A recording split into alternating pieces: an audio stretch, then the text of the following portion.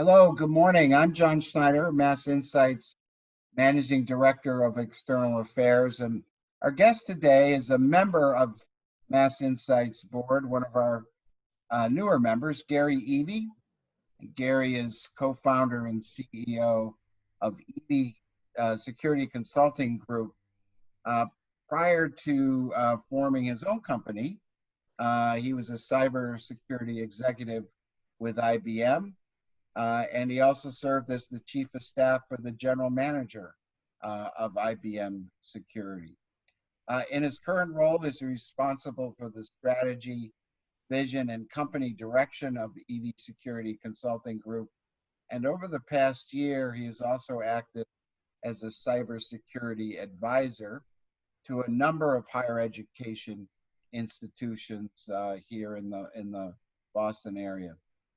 Gary is an avid sports fan, as you might see by his background, and grew up in Boston and received his Bachelor of Science degree from Hampton University in Hampton, Virginia. In June, he was elected to serve as vice chair of Mass Insight's board, and he will become our board chair in July of 2021. So Gary, thank you. It's great to be able to talk to you this morning. Hey, John, it's a pleasure to be here. Yes, it is exciting for me to be a part of Mass Insight and looking forward to our conversation today. Thanks, Gary. So I want to really start. You grew up in Boston, so you went to school in Boston, and share with us a little bit about your experiences being a student in the Boston school. Yeah, so I'm fortunate.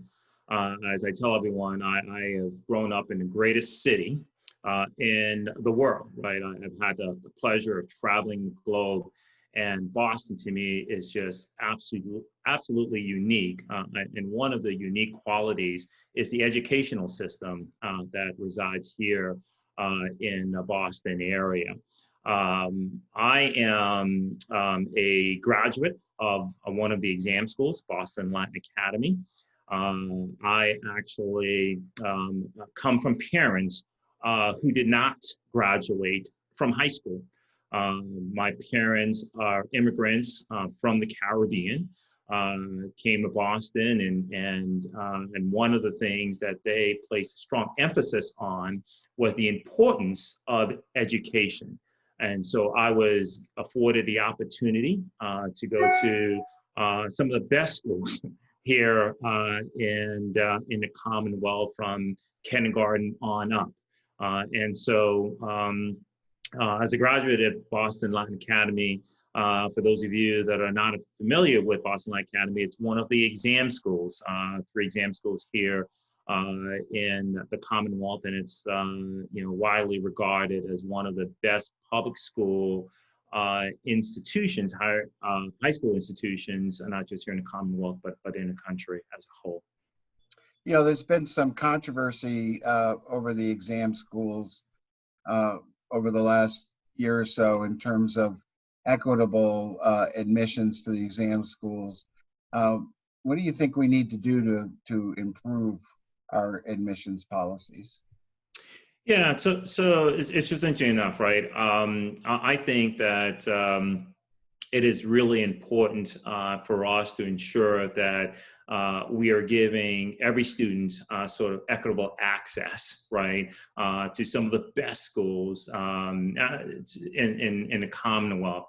And so I will tell you that my path to Latin Academy was by chance, right? I did not necessarily look at Latin Academy as a place for me to, sort of matriculate to after, after middle school. I will offer to you that I grew up in the inner city, and the closest school to me was a block away. Right.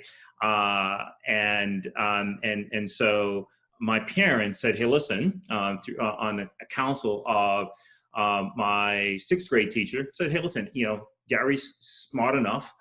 You ought to give him an opportunity, right, to sit for the exam at Latin Academy or one of the exam schools. And I obviously got in through Latin Academy.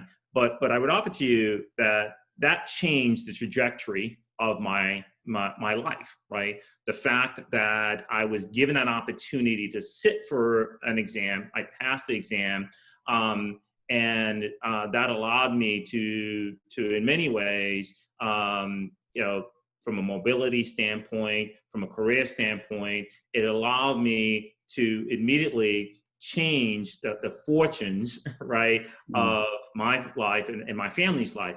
And so I offer that to answer your question, John, which is, I think that it's really important that all students, right, along the way, that we find a way, right, to give them access, right, to those same opportunities. And so that does not necessarily mean, John, that I say we do away, right, with the exams per se. But what's important is that I shouldn't have to go, right, I shouldn't have to necessarily leave my community, take a 30-minute bus ride across town when there's a school that's a block away, right, from where I live, right, in order to be able to get a quality education. And so, what I am, really encouraged by is, how do we ensure that we are creating those same sort of equitable opportunities, right, for all students?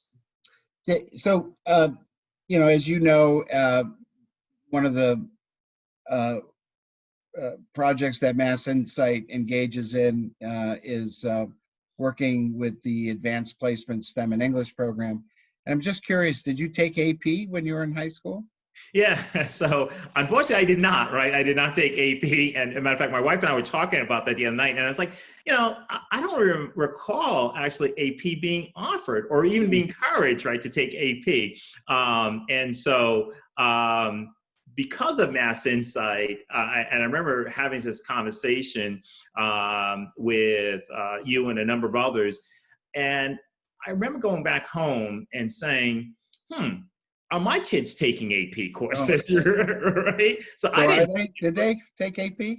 They did, absolutely. So I forced my kids into saying, hey, listen, like you absolutely, right, are talented enough, smart enough, right, to pursue AP courses. And so, both of my kids are actually have taken AP courses, while in high school. Now, you built a career in the tech sector as an entrepreneur. You own your own business. How should schools become more entrepreneurial in meeting the needs of today's students?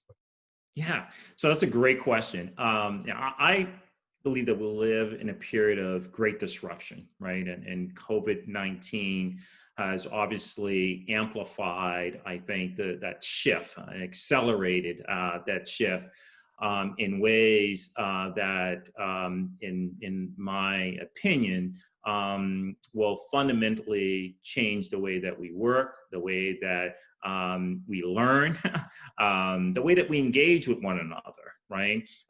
That is something that to me fundamentally will change forever. And so I think that the role of schools today and higher ed institutions has never been greater, in that we have to be able to meet our students where they are, right? And oftentimes, we hear a lot about schools being very rigid in terms of how they deliver learning to their students.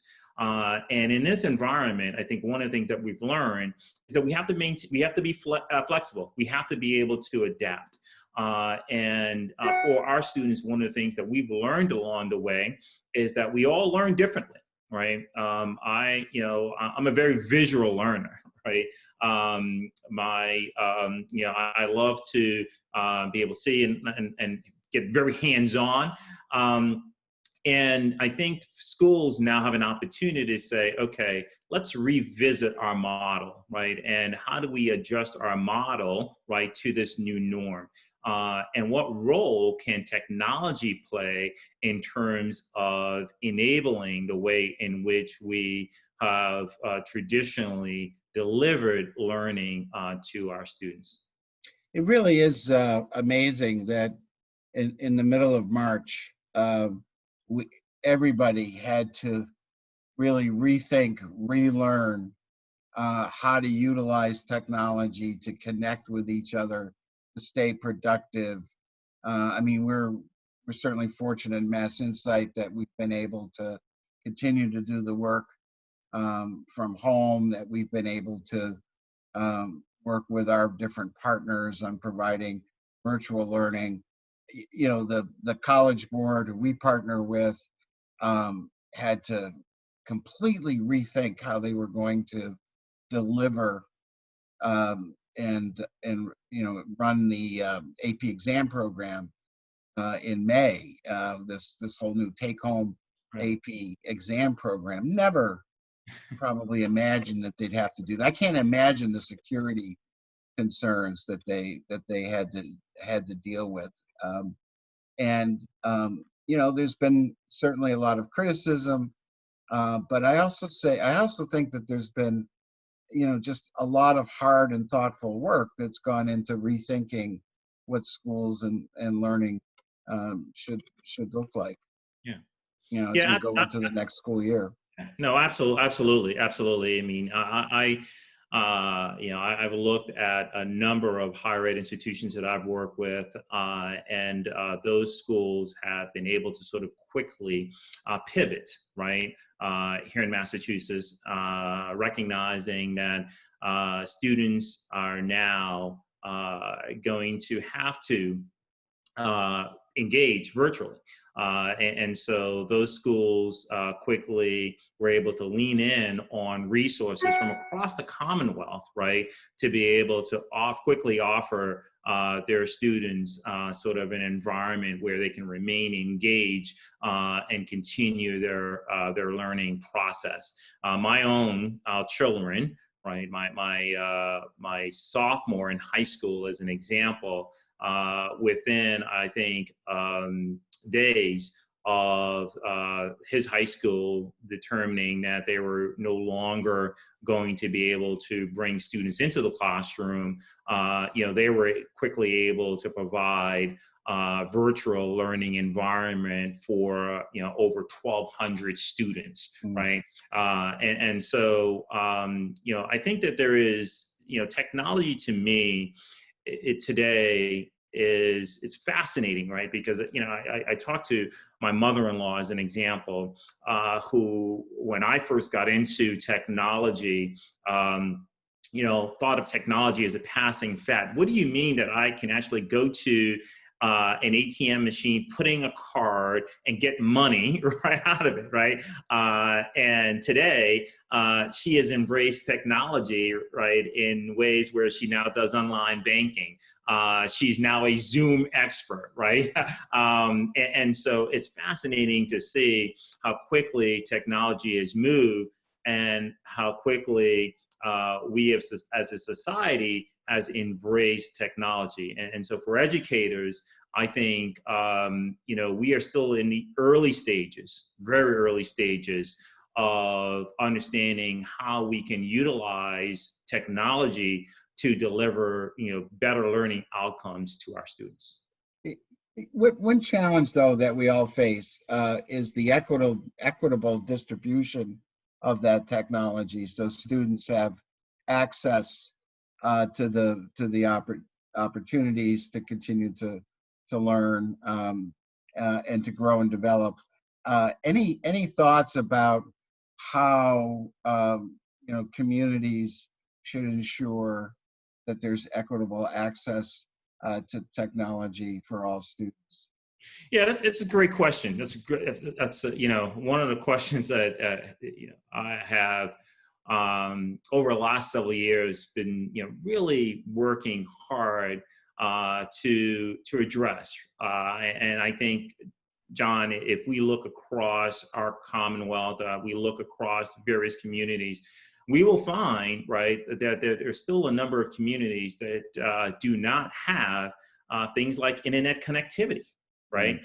Do not have access to internet enabled devices, right? Right. They don't have laptops, right? Yeah, I mean, there are These are things. examples of students going to parking lots to do their homework. That's right. That's absolutely right. And so to that point, John, I mean, there were a number of schools that had difficulty pivoting, right, to virtual environment because a number of their students, right, didn't have things like iPads or internet access at home. And so in many ways that, delayed their ability to make that shift to a virtual learning environment. And so to answer your question, I think that quite honestly, that there is an important role that companies can play in this, right? And I think that I believe that companies such as my former employer, IBM and Microsoft, and if you look across just our Commonwealth here in Massachusetts,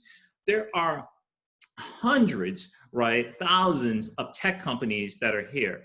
If each tech company were to say, hey, listen, we are going to partner up with the likes of high schools in our community and ensure, right, that every student has access, it would address this inequality that we're seeing, and it's not just here in the inner cities of Boston, but it's also the western part of Massachusetts. It's across. Yeah.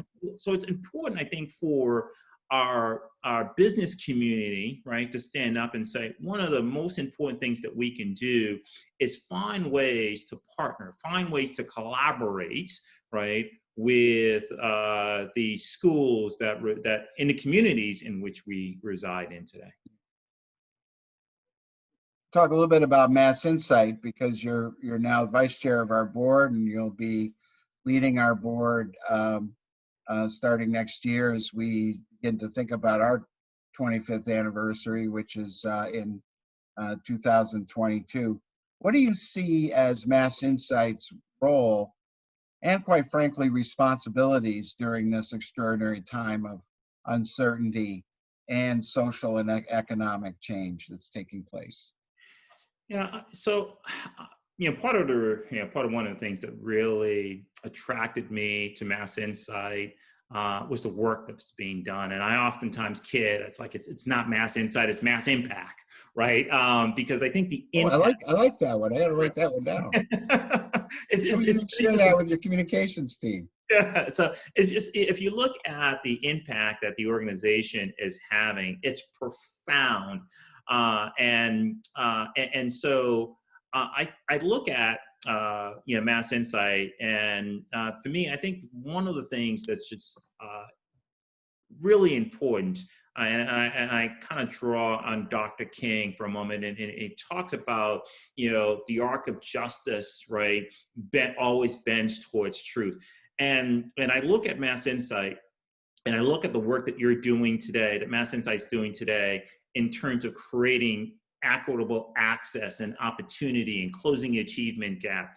That happens, right, because the organization and people within that organization, right, bends that arc, right, of justice, and justice means creating not just economic opportunities, right, or getting rid of social policy, but it also includes ensuring that everyone has access to quality education, right?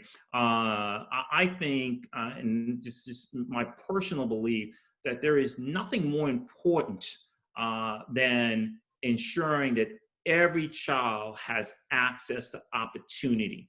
And that access to opportunity, in my opinion, comes from having access to a quality education, right?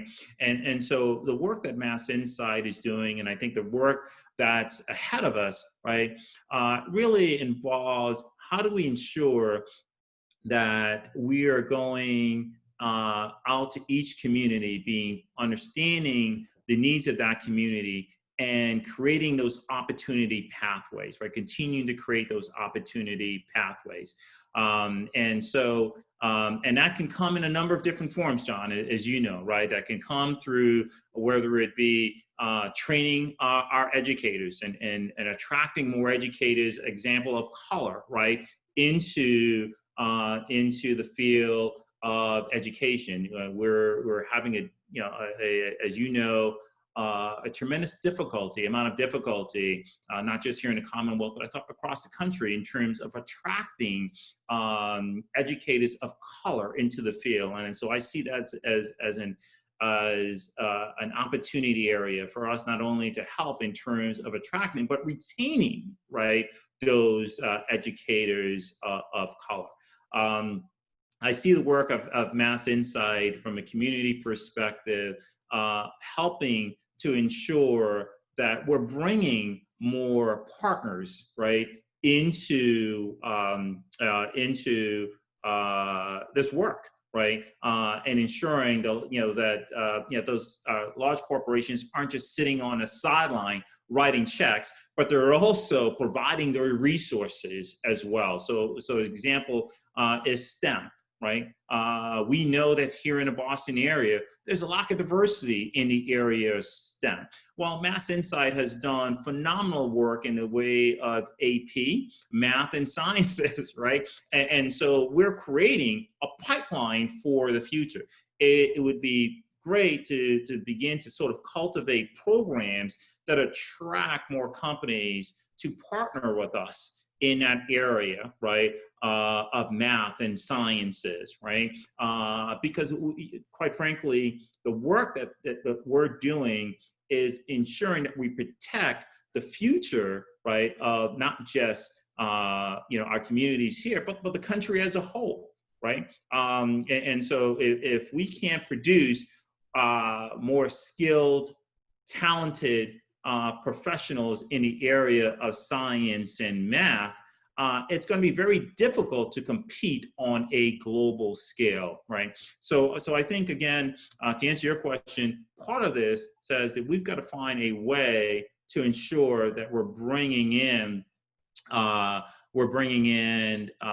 more industry partners into the work that we're doing, and we're making it easier for them simply not to just write a check, John, but to say we're going to provide resources in terms of people, right, as well. We're going to provide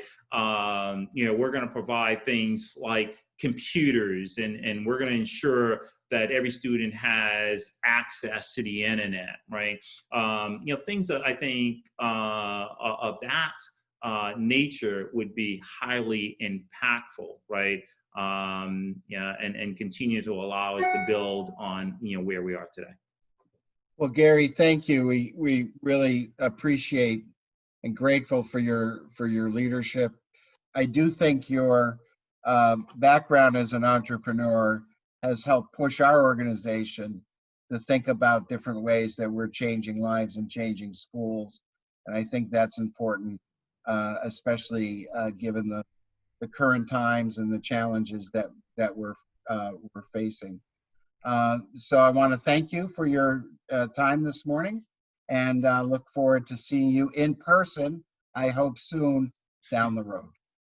Hey, John, absolutely a pleasure. Thank you and the entire team at Mass Insight for, I think, the great work that you're doing.